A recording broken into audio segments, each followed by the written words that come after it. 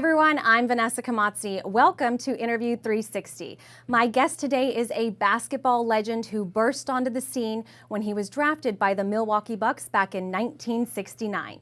His success with the Bucks led him to join the Washington Bullets in 1977, where he made history with his team a couple years later, becoming the first professional U.S. sports team to be invited to play in China. We'll talk more about that historic visit later, but first I would like to welcome NBA All-Star Robert Dandridge to the show today. Hi Bob, so good to see you. Well, thanks for having me, and it's a pleasure to be here.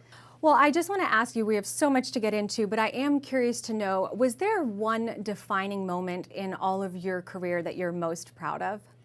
Well, that's a twofold answer to that question. The first being having won the championship here with the Washington Bullets and being an intricate part of that championship. And the other part is having my number retired as a Milwaukee Bucks. Winning the championship, especially here in Washington, a city that had not won a major league championship, and coming here and being an intricate part of that was just fascinating.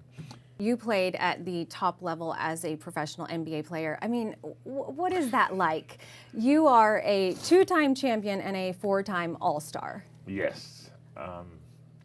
It's reaching a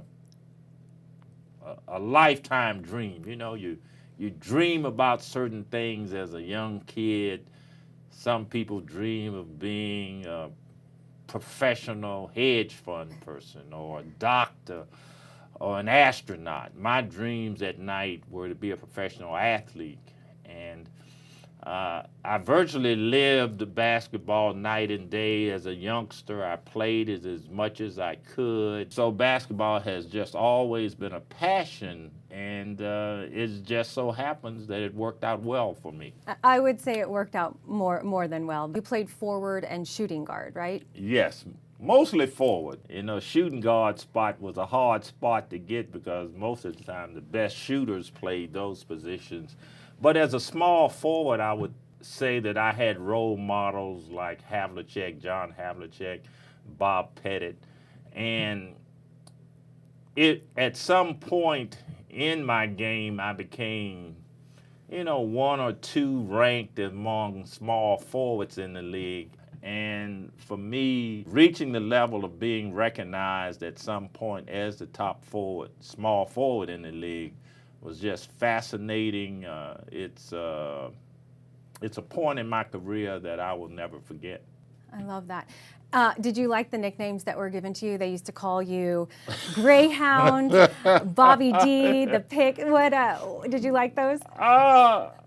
I took them as compliments because somebody found something in my game, or they found a sense of humor about me that enabled them to pick some of the good parts or identify me by. But the interesting thing about it is, with each one of those names, it marked the significance point in my life and in my career. The Greyhound was a Milwaukee Buck thing. Because of your ability to be able to get out on the fast break, right? To run, the speed. The Pick, that name was given to me because going to college, I was about 6'5", weighing about 160 pounds, and instead of Pick, it was really Toothpick is what they called me. And then growing up, everybody in my community or in my neighborhood in Richmond, they knew me as Robert Jr. because when my mother was looking for me and would come to the front porch, that was what she would call me throughout the neighborhood. Bobby D, then, that's a professional name. And if you call me Bobby D, you really don't know me.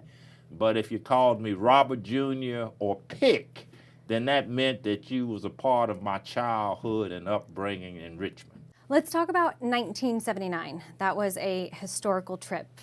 You were playing with the Bullets. You went to China.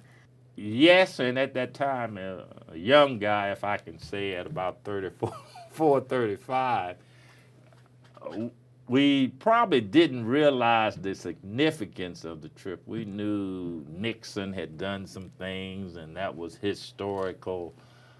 But for us, once we got there, we realized that it was a historical event, not only as far as basketball, but as far as U.S. citizens being able to go into the country. Absolutely. And it was a landmark vacation.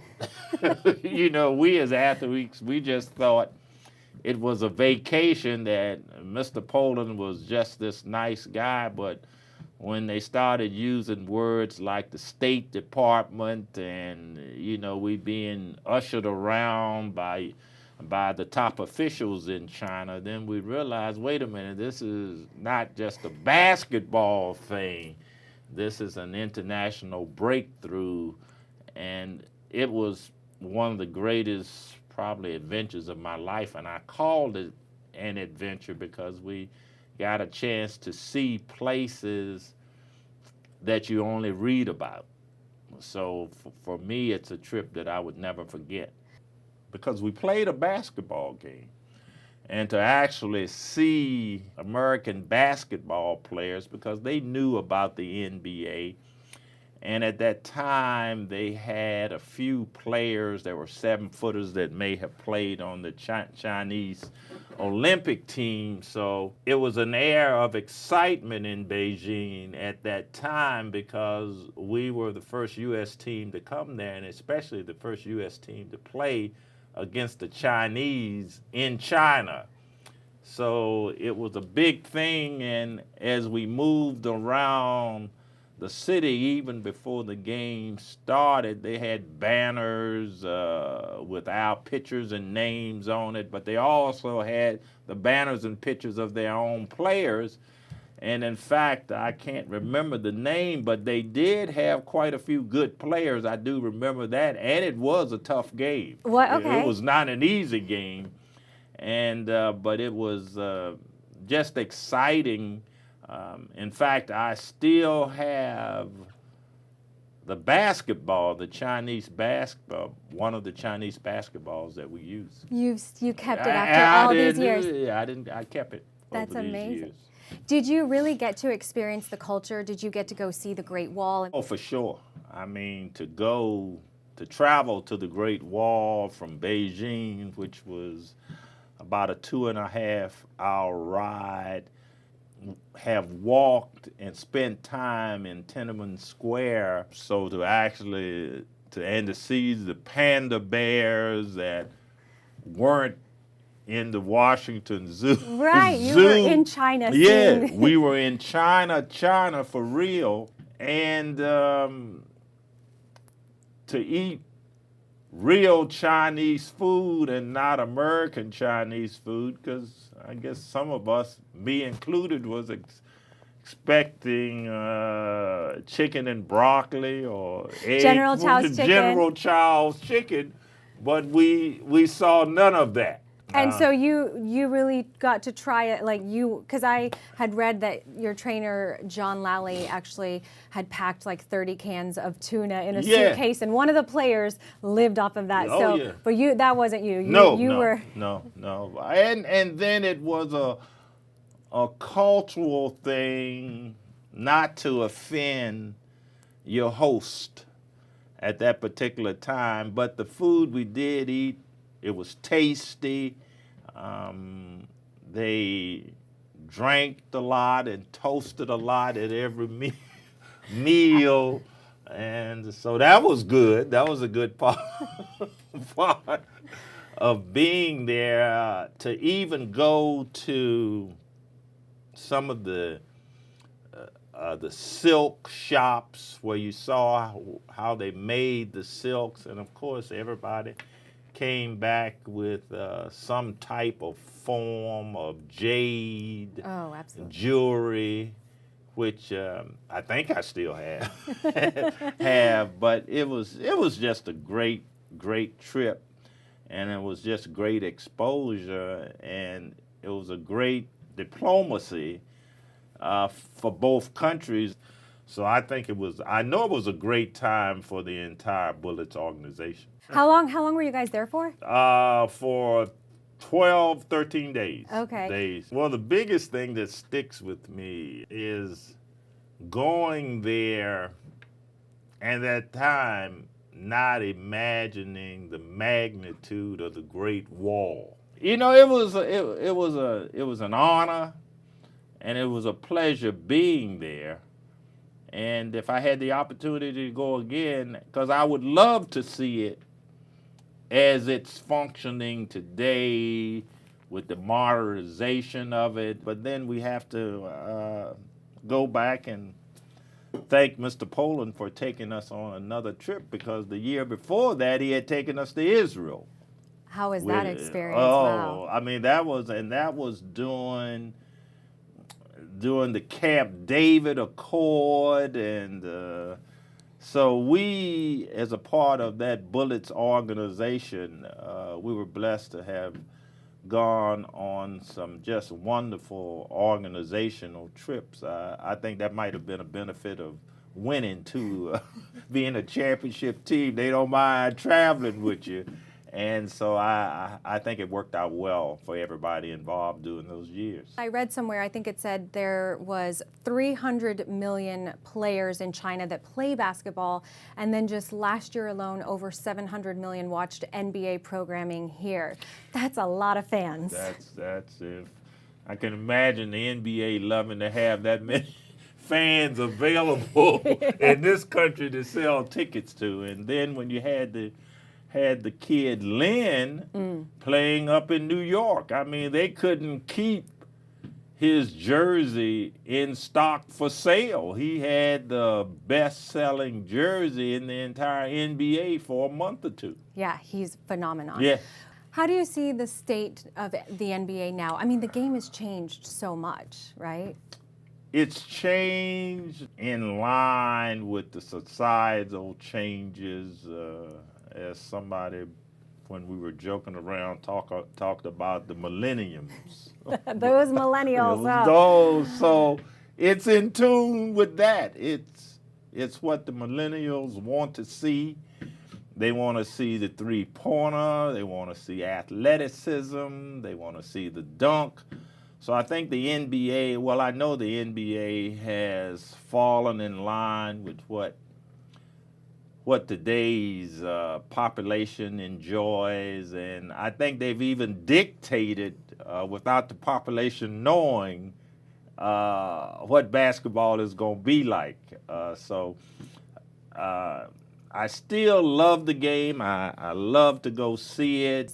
But you think it was a tougher game when you were playing? Oh yes. Yeah, much tougher. It was a much tougher, more physical game, and back then, you only had 10 positions on a team. Now you may have 15, and you still got 3 more guys that you may carry. I can remember one night when Mr. Poland was living, his wife asked the question, how many coaches did we have when we won the championship? And somebody said 2. So her question to Mr. Poland was, well, why do we need 6 coaches and we can't even get into the playoff? You know, that was one of your friends, Mrs. Female was thinking. Right there, right, yeah, thinking ahead. There, yeah. You're still very much involved, though. You're the executive director of the Alumni Association. Yes.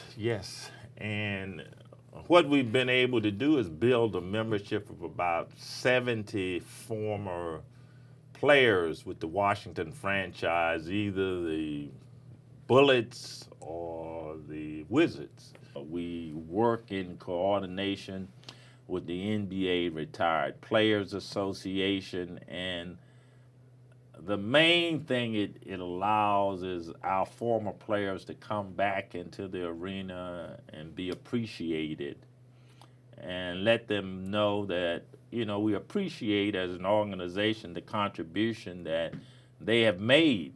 And it's amazing. For you to get to still be involved and be very much a part of it, I'm sure that has to be wonderful as well. it's rewarding because it gives me an opportunity to stay in touch with the game. But bigger than that is to communicate with former players. So we are just a fortunate and blessed group of mature NBA players. Well, Bob, it's been so great getting to chat with you today. Thank you so much for taking the time to speak with me and hear all your stories. Well, I'm just pleased to be here, and thank you for the opportunity to share these stories. And if anybody ever gets an opportunity to go to China, do not pass up the trip. Indeed. And thank you for watching Interview 360. We'll see you again next time.